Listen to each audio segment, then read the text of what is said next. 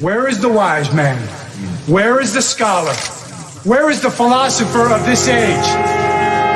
Get down! Baltimore!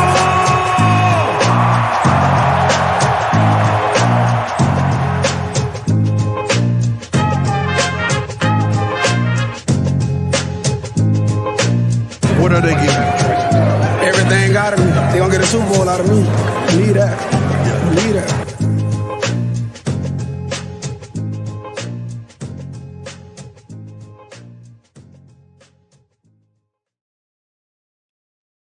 All right, what is going on, you guys? It is Jake here, coming to you on a Sunday night. It's about 7:46 p.m. Eastern Time, March 6, 2022, coming to you guys solo here from the Jeremy Butler Memorial Studio. It's a Sunday night. Spenny is shredding up some fresh pow out in Colorado right now. So we had talked about doing an episode at some point last week, but that didn't materialize. Didn't want to bother him tonight. Put a few other feelers out. Nobody was really available. So I said, screw it. I'll do it myself.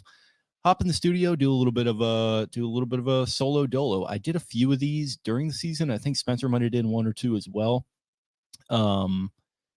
And yeah, it's not always the worst thing to hop in here and just kind of fire off some takes, solo style, interact with the comment section as we go. As we got DJ checking in here, let's start it off talking about Jermaine Johnson at 14. A man can only hope. Yeah, Jermaine Johnson going nuts at the combine, as did however many other guys. I don't know how much of that I'm really going to talk about here as far as like guys' numbers and whatnot. I think we'll probably save that for the Beatdown Big Boards, which is going to be kicking off. Drum roll, please, later this week. I don't know exactly what position we're going to be starting with, but it's going to be a ton of fun. I mean, we had a ton of fun with it last year, obviously, but I think we were... that was still kind of in the pandemic. It was an interesting time. We were still sort of quarantined. I was working from home fully then. I'm back in the office 5 days a week. Spencer is kind of doing his similar thing as well with his job that he is at. So we're in different spots, but I think we're gonna take it into a really fun direction. Maybe put some even more work behind it and make it an even more kind of fun, sort of cemented process. So yeah, I think that's going to be a good time. I'm very excited about it, and can't wait for it. But like I said, as far as like breaking down the numbers and whatnot, I myself haven't even been able to keep up with some of these guys. Like I've obviously been looking at the raw numbers of guys like, let's say, a Falele or whoever out, all these guys really that are of sort of the bigger variety, not to call anyone fat or anything like that, but like the fat guys, the D linemen, the Jordan Davises, some of these offensive linemen that are running these crazy 40 times that are just absolutely killing it. All that's going to be fun, but I think it's probably best to save that talk for the big board. And like, I wish I had more of kind of my notes written out on this guy crushed it. But to me, like so many guys crushed it that it's probably best just to save it for the big board. Give me 1 second here as I go to Twitter and put this out there. Combine.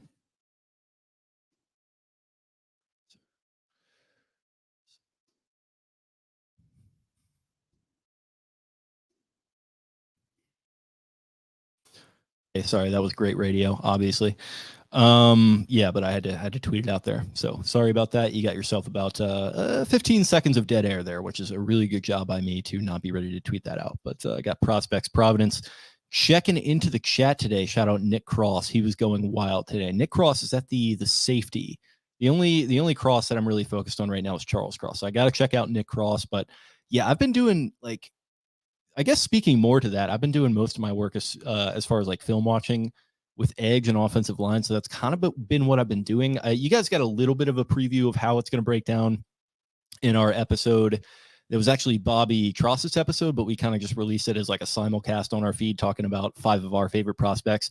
A couple of the guys that I really liked were in that list. So you got a little bit of a sneak preview of that. But yeah, man, a lot of guys went there and just absolutely tore it up. So it was a fun event. It's always a fun event. I'm probably going to take a little bit more time this week to sort of parse through it and parse through what some of the Ravens representatives have said. But I think part of the good thing about the combine, and we'll talk about this a little bit tonight, I think part of it is that it functions as a trade show for the NFL and for NFL business as much as it does what it's supposed to be doing, which is, getting these numbers and medicals for the players. And when I say trade show, I mean, all these teams show up as if they're companies within one specific industry. And I don't know, like, if anyone listening to this has been to a trade show. I've been to a couple. Basically, the idea is that you go to this conference in this centralized sort of, convention center location, whatever it might be during the day, where you're pitching customers, doing whatever, kind of representing your brand. Then at night, everyone kind of gets together in one or two watering holes, I guess, depending on the size of the city. For bigger ones, maybe not so much centralizing those dinners or whatever they might be, but just sort of hobnobbing and talking things over, going through some rumors. And the best thing about the combine is that it's been in Indianapolis for all these years. And you talk about a centralized city. Well, you've got everything within walking distance in Indianapolis. They've got the sort of bridges that go between buildings, which is really cool. That's something that you see in a lot of like Midwestern cities like Cincinnati. I think Chicago has them, obviously, because it's a cold weather city thing to allow you to kind of avoid walking out in the cold. But yeah, it's very walkable. And all these reps, all these agents, all these media people, they all go to the same spots at night and just sort of chop things up and kind of talk about NFL business, which I think is a really cool idea. It's something that I've always wanted to do. I had a couple friends that have gone there over the years representing media. So like Jonas Schaefer for the Baltimore Sun, I've talked about it with. I actually had him on, might have been 2 years ago now, 2020, to recap his experience there for the Sun. A friend of the show, Daniel Oyefusi, was there for the Miami Herald this past week. So yeah, maybe we'll get somebody on to kind of break it down from the media side of things. But I guess to that original point, that's where a lot of the business of the offseason really begins to percolate, is players, agents, whether it's somebody trying to get a contract renegotiated, whether it's somebody heading into free agency, that's where they sort of start to test the waters. And I always find that to be really interesting. So you get a lot of that kind of talk coming out of the combine, or at least when a big story, a big contract is signed, something like that comes out, you often find that it traces its sort of roots, of bubbling up to the surface back to the combine.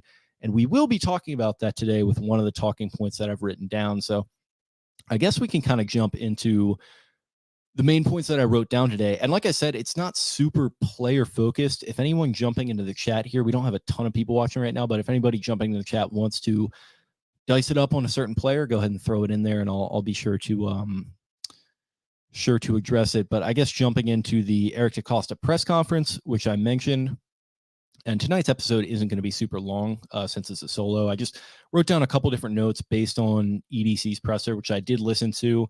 And then I went back today and listened to Garrett Downing's sort of recap of it. I think Garrett was in Indy covering it all. So he had a little recap video for his Final Drive series that he does.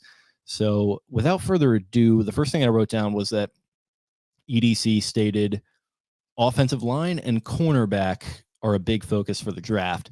And it's interesting because he says that those are need positions and that it's a focus for the draft, which kind of, I don't know if I'd say it runs counter to the Ravens' philosophy, but what are they known for? Best player available, to the point that it's an acronym that you can immediately call back on, right? BPA. If you're a Ravens fan growing up, following this team close enough that you're following the draft, you know what BPA off the top of your head means, which, other fan bases that aren't as plugged in and don't have a team that's as sort of known for working the rungs of the draft in the way that this team does might not know. But yeah, he mentioned that as a big need and a big focus for the draft, offensive line and cornerback as their two need positions. And that's kind of like a yeah, no, duh situation. Like, of course that you should be focused on those things because they were the Achilles heel of the respective sides of the ball. The offense, obviously the offensive line falling apart was a big story, and their sort of misinvestments, I don't know if that's a word, but their kind of negligence to address the tackle position, or their negligence to do it in an effective manner, signing Alejandro Villanueva. They expected him to be a better option than he was at right tackle, but frankly, he only got a game or two to really audition for that spot, and then they didn't anticipate, which, as we said, that's kind of another mistake on their part. They didn't anticipate Ronnie Stanley's injury proving to be more serious than they even thought it was, which they already knew it was pretty damn serious. He gets out there, he's unable to play. That kicks Villanueva over to the left side. They've got this weird hodgepodge of players at right tackle. They end up liking what they see out of Pat McCary enough that they give him a contract for a couple years to stick around as kind of that swing tackle option. Center, Bradley Bozeman played really well. His agent, Joe Linta, who we're a big fan of on this program, was probably really working the airwaves and rubbing shoulders in Indy this week, trying to maybe negotiate contracts with other teams, because it sounds like Brad Bozeman and the Ravens are pretty far apart, and this isn't combine news. This has been out there for a long time. So it sounds like he might be on the way out. So center is a position of need.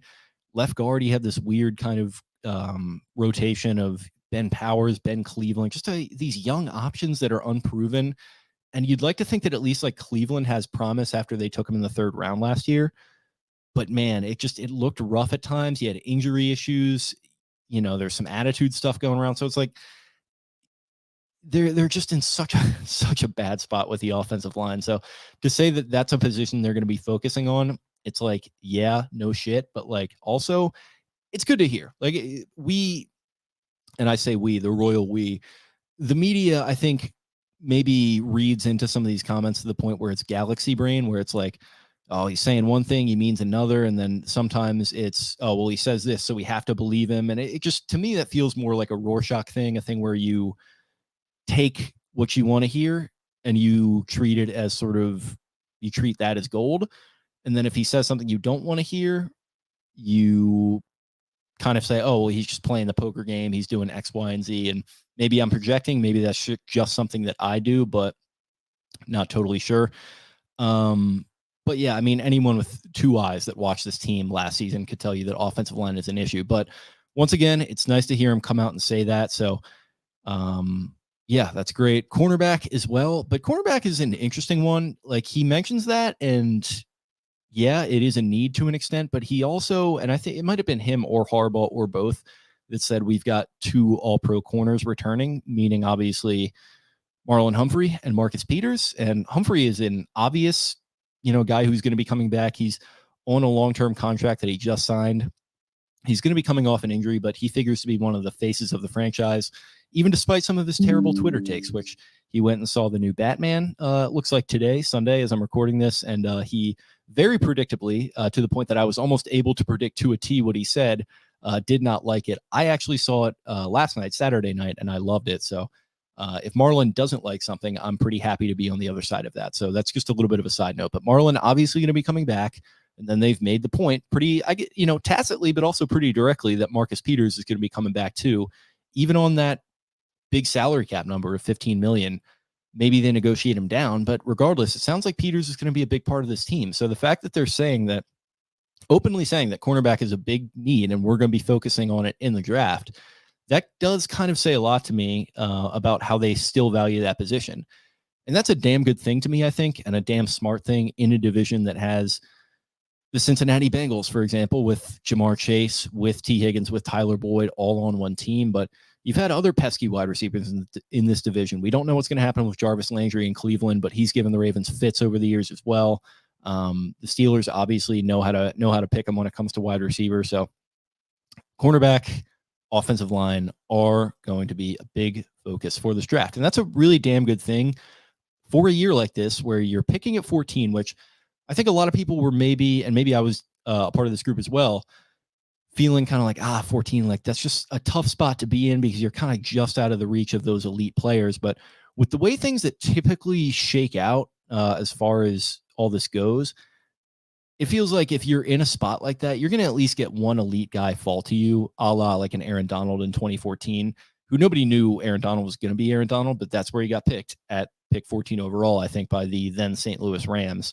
And who knows if they're going to get a guy like that. But I guess my original point being that it's a good year to need a cornerback and an offensive lineman, and it's a good year to be at 14 for that, because you look at some of these guys, Charles Cross coming out of Mississippi State, Ike Ekwonu, Evan Neal, Daniel Falele, Trevor Penning. Like, those are all guys that maybe conceivably you could take at 14. We'll see what happens with the rest of the offseason. We'll see pro days, everything that is going to go into it. But conceivably right now, I wouldn't be totally shocked to see one of those guys come off the board at 14 for Baltimore. And that's just the offensive line side of the equation. You look at cornerback, Derek Stingley out of LSU, Sauce Gardner, Cincinnati, Andrew Booth, Clemson, and, maybe even another couple names in the mix as well. That right there. So you talk about 5 on the offensive line, 3 at corner. So that's 8.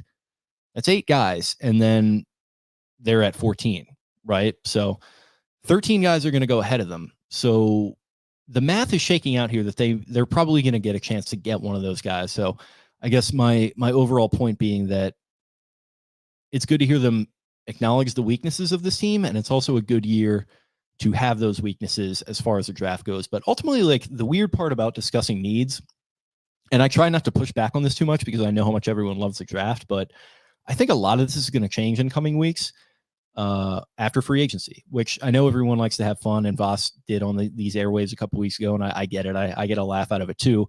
Everyone likes to have fun about, oh, the Ravens aren't active in free agency. They'll wait a couple days and they'll sign like 3 sort of mid-tier guys. Maybe that'll happen, but even if they do, even if they get just like a mid-tier guy, a la a Kevin Zeitler, who people just see as starting quality, but maybe not elite, maybe if they just get 1 or 2 of those guys at these positions of need, all of a sudden things are going to look a lot different. And you look at what happened with Kevin Zeitler. They signed him before free agency opened in 2021. And everyone said, oh, good old Ravens doing their typical move, signing a very solid guy like this at a good number. Then free agency opened, they didn't do anything. People were losing their shit and, getting angry. And it was really wide receiver at the time was the issue. I was one of the people that was getting angry. They weren't doing anything. But the Zeitler signing got kind of lost in the shuffle because of that. But then he goes out there and he plays at a Pro Bowl type level for you. So it just goes to show you that free agency, as much as it is fool's gold at the very top, you can get some really good value in some of these guys that you just get as sort of the mid-level starter type option. And I'm not even saying that that's only what they're going to do. They might go out and make a splash. It wouldn't totally shock me. We've seen this organization do it before, as much as people like to kind of decry them in that regard and say they don't. They have done it. They've done it recently. They might do it this year. We'll see what happens. But that's just sort of the total read on where their needs are at right now. Moving on to the next point is injury updates. So could write a fucking book on this with all the injuries that they had in 2021. But 2 of the names that EDC kind of focused on were Ronnie Stanley, who he said is further along this year than he was last year. And to me, like that wasn't really telling at all. Like, it's great to hear, but it's a really sticky situation with Stanley. And to me, like, maybe I'm just a little too nervous about all this, but it just feels like that it's one that we might never know is going to be resolved. This could be a situation where he comes back in 2022 and he starts to play and we think, oh, wow, he's back. This is great. Then all of a sudden, who knows? Maybe a complication arises. Maybe something happens. Like, this just feels like an injury that is very severe and is maybe unprecedented as far as what we've seen with injuries to guys like this. And especially like with him signing the contract and it happening immediately right away. It just feels like they are going to be perpetually dancing on the precipice with this guy. And I hate it because I love him so much. He's been a joy to watch, a great character in the locker room, a great player on the field, obviously, but it just feels like they're really kind of dancing on the razor's edge with him. And DaCosta coming out and saying, oh, he's further along this year when he was last year. Well, sounded like he was pretty far along last year to the point that he went out there in week 1 and played, and then he shut it down for what turned out to be the entire year, as we know. So not pinning anything on Ronnie. We don't have to, blame anything, but it's just all about managing expectations. And if I'm DaCosta, man, like, I know like it might come across as kind of callous and whatever to not even make a comment on it, but I might just be that guy. And I might just say like, hey guys, I appreciate you doing your job and asking the question here, but like, I don't want to say anything because it's just tough. And maybe it's for Ronnie's benefit that he's saying like, hey, he looks great. Like, he wants to come back. We're going to try and make this thing happen. But it feels, as far as expectations go, you might be putting yourself over a barrel a little bit. And that's really kind of concerning to me. But again, we'll see what happens. Like I said, they'll have some opportunities to get some good insurance in there for this guy, whether it's in free agency, whether it's in the draft, like we've mentioned. So that's fine. He also talked about J.K. Dobbins. Sounds like he's on track to return. That's great news. dropped a little tidbit about sending him cookies because they're neighbors. I thought that was really nice. I listened to the full thing. I don't recall if he addressed Gus Edwards, if he addressed Marcus Peters. Obviously, those guys got hurt within a play of each other, so that would have been nice to hear. I think we know Marlon seems like he's doing okay. He was doing like media stuff with Barstool at the Super Bowl, and just kind of bouncing around. And like I said, putting his trash takes out there on Twitter. It sounds like he's doing fine. But as far as those two guys, that is where they're at. He also mentioned that he would like to bring back Claise Campbell. So Claise Campbell, this has been an interesting sort of storyline to follow. It seemed like, I don't know if I'd say foregone conclusion is the word, but it seemed like the strong sentiment among people who know what they're talking about is that he was going to retire. But then he's doing media for the Super Bowl. And I think right after the Super Bowl, I think he tells Sky Sports that he was going to be coming back. So that was an interesting way to find out about that. I probably would have thought ahead of time that the Ravens would have just re-signed him to a contract because he is a free agent right now for the uninitiated. I thought they would have just signed him and that would have been it. But no, it sounds like he has made up his mind that he is going to be coming back. But who knows if it's going to be with Baltimore. Eric DeCosta had this to say. I'm just going to read the full quote. "We have exchanged text messages. I don't want to speak for Calais, but I asked Calais, I basically said, listen, if you want to play, I'd like you to let me know at some point because we thought you had a good year. You are a good player. I have a lot of admiration for Calais as a person and as a player and as a leader. I'm hopeful that we can bring him back. We'd love to bring him back. He's a guy that plays winning football, and he does as much for the team and the organization in the building as he does on the field. I have a lot of respect for him." So that's the full quote that I wrote down. So he says he wants to come back. It sounds like DeCosta's been talking to him, but to me, it doesn't sound like anything is really imminent here. I'm sure they want him back, but honestly, like it depends on the salary that he's asking for. It sounds like they've already indicated that they're going for a defensive rebuild, or I shouldn't say it sounds like that. I mean, they pretty much have indicated that. You know, they got rid of Wink Martindale in favor of Mike McDonald. That is a splashy move that you don't make if you want continuity. And so, and especially expensive continuity. Like if he's asking for $6 to $8 million a year, which is probably about what his average annual value would be by some of the smarter kind of salary people, that's fine. But to me, this has a flavor of, do you want to come back? Great.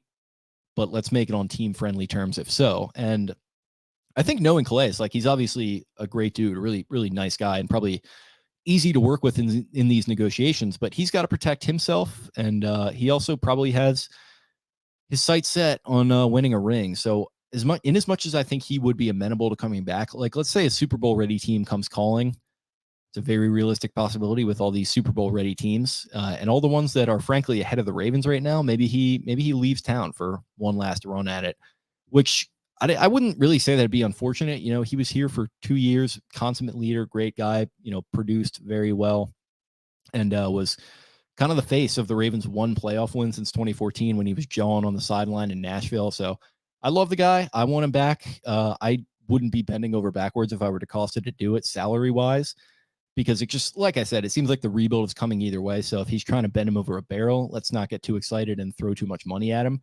especially given the money situation that they're currently dealing with, which leads into the last talking point that I written down here, is that the Ravens are still, quote, moving at Lamar's pace in contract negotiations. So this has kind of been the talking point, the sneaky talking point of the offseason, insofar as we're talking about the Lamar Jackson contract situation, is that the Ravens are kind of waiting for him to come to the table. That's been DeCosta's sort of verbiage here, is that we're ready to talk when he's ready to talk, and he's kind of put the ball in his court is another term that he has used here. And it's interesting because we had talked about it on this show like over a year ago at this point, that it seemed like, and this was, I think, summer of 2021, summer heading into 2021.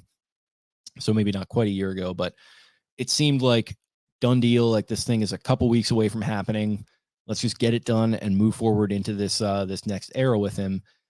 And then everything kind of went quiet. The 2021 season played out like it did. He got hurt for the first time in his career in a significant way. He missed 6 games after starting off red hot, but a little inconsistent. A very weird year on the field for him, and kind of a weird one off the field as well with all the illnesses and stuff that he dealt with. So yeah, a lot has happened since then. And now it sounds like, I don't know if I'd say stalemate is the word, but it does sound like things have kind of ground to a halt as far as that goes. But it's interesting because there's rumblings going around that it's not that DeCosta's lying, not that he's trying to like pin things on Jackson, but that it's not quite the way that he's representing it.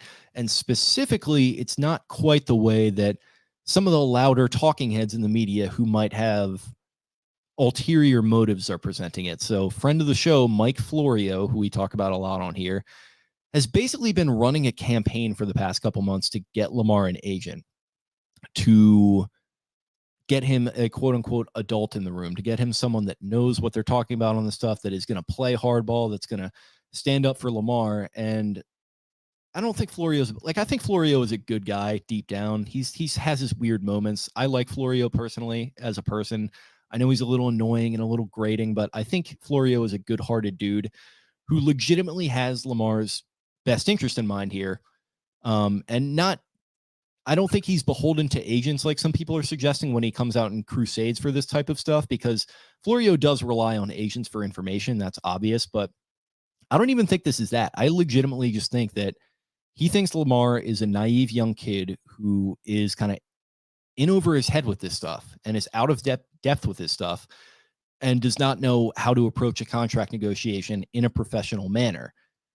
So Mike has been kind of the most vocal person on that front. He's probably not the only one though, but some of the rumblings are starting to go around, and friend of the show, Glenn Clark, actually started to dig into this a little bit after EDC made these comments on I think Friday. I don't know if Friday was his presser, but immediately after his presser. And it was after Glenn started digging around. I don't know if this is where Jason LaCanfora got into the mix, but JLC, another kind of old flame of the show, who I have other opinions on that we don't have to get into, and I'm sure a lot of people listening do as well. He came out and reported Friday. So this is where Friday comes in. He reported Friday that his league sources, and this is where we talk about the combine, everyone getting together, media, agents, cap guys, contract guys, they all kind of come together in this centralized location and they start talking about this stuff. JLC reports Friday that his league sources indicate that this picture of Lamar that kind of portrays him as like this naive young kid in the negotiating space that just doesn't know what he's doing, like I said, it seems by what JLC is saying, that's not the case at all, that Lamar is actually very plugged in, that he knows what he's doing here, and that he is ready to play hardball with the Ravens. And I think JLC was kind of directly taking the shot at Florio and saying like, hey man, like you can kind of pipe down on this front because he's not going to get an agent. He's just going to play this out like he wants to, and everyone should just calm down. And I've kind of said the same thing. I've kind of said like, hey, we don't have to treat this guy like he's, 11 years old and he doesn't know what he's talking about with this stuff. Like he probably knows what he's doing. And, Mike might want him to get an agent for some reason. It sounds like the Ravens really want to get him an agent to kind of make this whole process easier. And also, frankly, probably save them a little bit of money in it, because JLC, he actually wrote a pretty substantial article on this. He said that one of his sources states that Lamar has been looking at the way Kirk Cousins played out his negotiation. And Kirk Cousins' negotiation was interesting. I don't know like how many listeners really remember this, but he played out 2 massively expensive franchise tags in Washington. And it seemed like something that was ultimately going to get done between the two parties, but it didn't. It just stalled out. He played out 2 franchise tags, and then he leaves Washington for Minnesota, where he signs a 3-year, fully guaranteed deal with the Vikings, who had just made the NFC Championship game with Case Keenum, and they said, hey, Case Keenum, we'll show you the door because we're not banking on you doing this again, which, that probably proved to be a fair move, but they go and get Kirk, who they really haven't had much playoff success to speak of with, but I guess that's neither here nor there.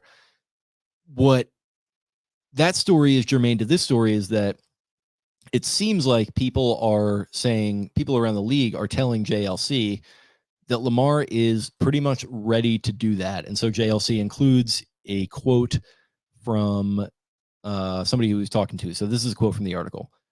That's where I think this is going, said one top agent who has negotiated numerous big quarterback deals and who is monitoring the situation as closely as possible given its impact on future QB contracts. I hear he is looking at a 3-year deal or something short term. It's always about the money, and they aren't close on that, but it's also about the term. He already played for almost nothing, 1.7 million base salary last year. He's getting 23 million fully guaranteed this year. You think he's scared of a franchise tag? I keep hearing he's looking at Cousins. So looking at Cousins, maybe of the West Virginia variety. So that kind of, brings it back to Florio, who lives there. That was a really off-color joke. We don't have to dwell on that moving forward. So yeah, like the looking at Kirk Cousins thing, Dak Prescott probably would be another inspiration in that regard, because I think Dak's deal was 4 years and a lot of guarantees kind of thrown in there.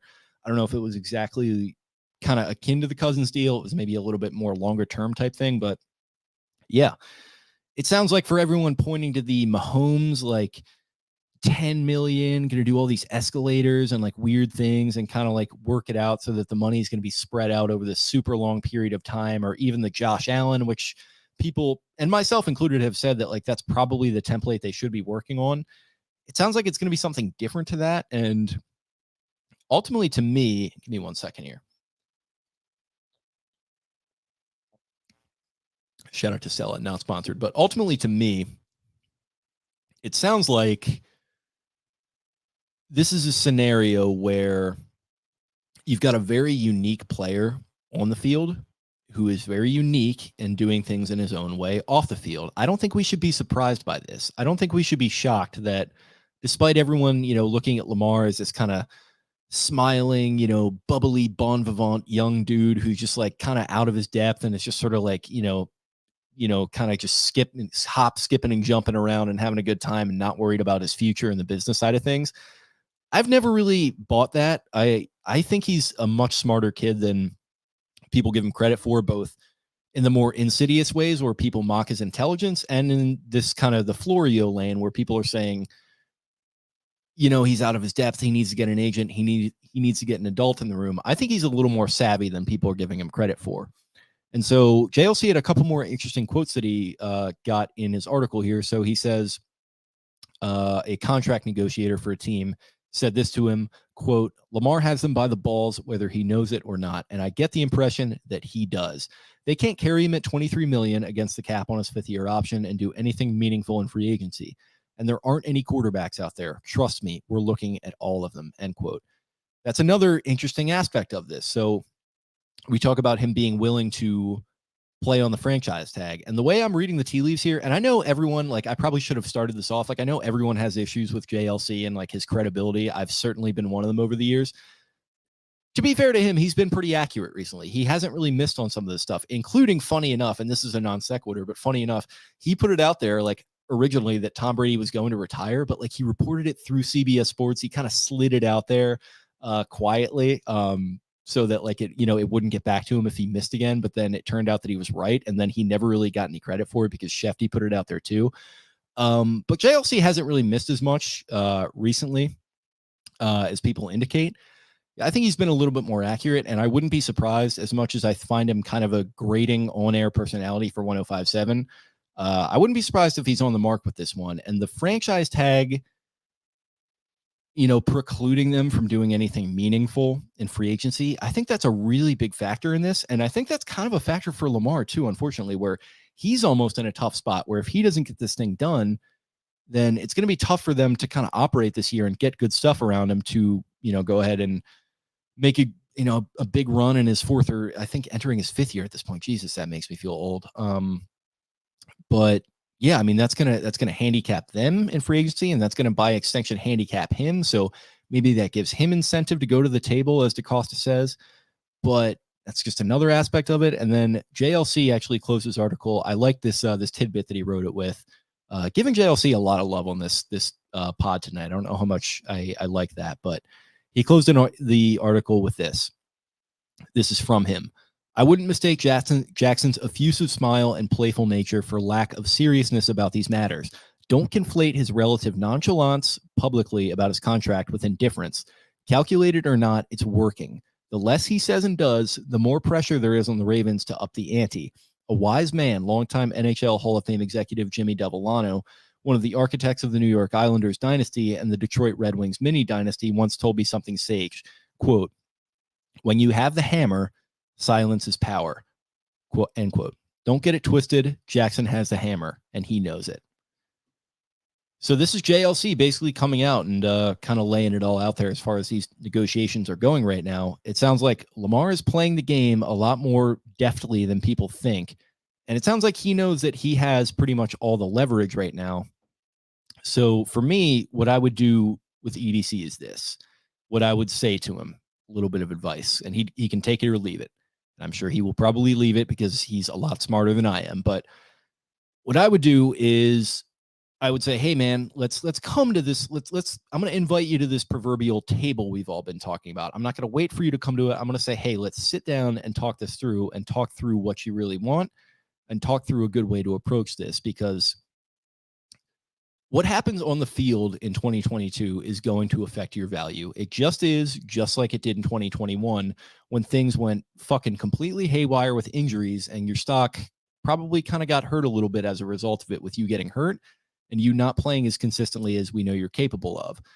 So let's work something out where we can sign you to whatever terms you want or whatever, but let's do something where we can free up some money for this offseason and put a good team around you for 2022 and hopefully beyond, because that's just going to help your value moving forward. And if you're worried about your value for 3 years down the line, when you want this short-term contract to play out with all these guarantees, well, then maybe it might be the smart thing to do to put yourself in a spot where you can get a good team around yourself for this year, maybe win a Super Bowl, which is what you've always talked about wanting to do. And we can put all that kind of bull crap to rest and all the doubts about you that, they'll never fully go away. But maybe let's try and find a way to meet in the middle here, because right now, like, this stalemate isn't helping anyone. And for Lamar's side of the equation, we can sit here and we can have JLC talk about how smart he is and kind of puff his chest out about how he knows he has all the leverage and he's got them over a barrel. Well, that's great. You can say that right now, but if that affects you this year, to the point where you can't get an effective offensive line built around you, to the point where you can't get a defense that can stop a freaking cold out there, well, that's going to affect your value in the long term. So I'm going to say both parties, let's come to the table. Let's discuss the short term and the concerns that Lamar has about getting guarantees in the short term and getting himself locked up. And then let's also talk about the big picture and the long term. And that's obviously, maybe that's just me being outside of the equation, not having to deal with the human side of it. I'm sure it is a little bit, but it seems like ultimately that's where these things always wind up going. And as much as we are dealing with, like I said, a unique player and a unique situation, that's the way that I would be approaching it if I was DaCosta, which, like I said, obviously I'm not as smart. I'm not as deft, and I am not as smart or deft as Lamar either. So we'll see how it goes. I